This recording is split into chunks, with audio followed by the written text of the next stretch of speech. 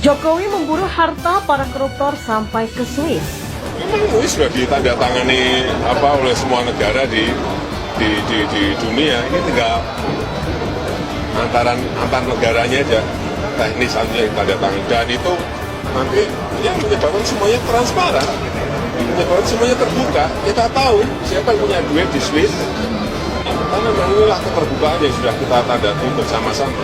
Ya, secara normatif ini akan sangat bermanfaat bagi Indonesia karena selama ini problem kita adalah kesulitan menjangkau dan mendalami lebih lanjut dugaan pidana korupsi, money laundering maupun perpajakan ketika melibatkan negara-negara yang merupakan tax haven seperti Swiss.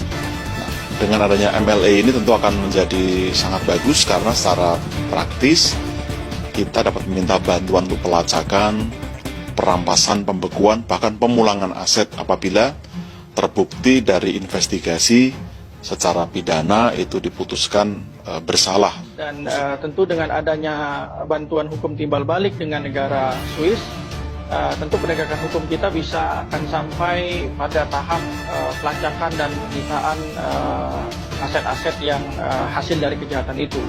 Tetapi kalau kita bicara mengenai aset recovery, bicara mengenai hasil tindak pidana korupsi, tentu bayangan kita tentu pada kasus-kasus yang terjadi pada masa Orde Baru yang tentu itu nilai kerugiannya sangat besar ya. Presiden Jokowi adalah kepala negara yang tidak pernah berhenti dalam membuat gebrakan demi kepentingan bangsa dan negara Indonesia. Dalam masa pemerintahannya, beliau bekerja keras untuk memajukan negara Indonesia dengan menjalankan program pembangunan yang menitik beratkan pada pembangunan infrastruktur seperti pembangunan LRT dan MRT, jalan tol, bandara, bendungan, tol laut, PLTU dan sebagainya. Namun gebrakan yang beliau lakukan tidak berhenti sampai di situ. Selain pembangunan infrastruktur, Presiden Jokowi juga memberikan dukungan atas pemberantasan korupsi yang dilaksanakan oleh KPK.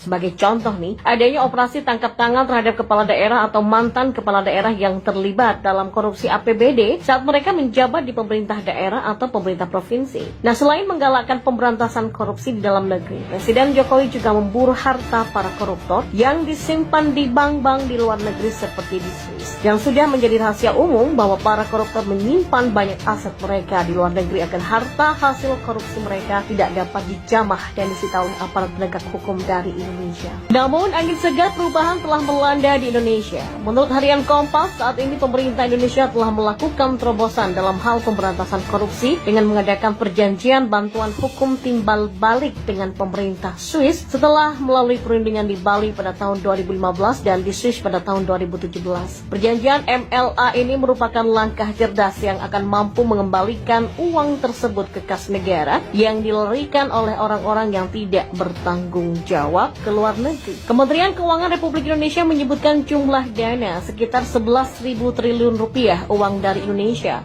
yang ternyata disimpan di luar negeri termasuk di Swiss. Seandainya uang itu bisa kembali ke Indonesia, maka bisa digunakan untuk mewujudkan kesejahteraan rakyat kita.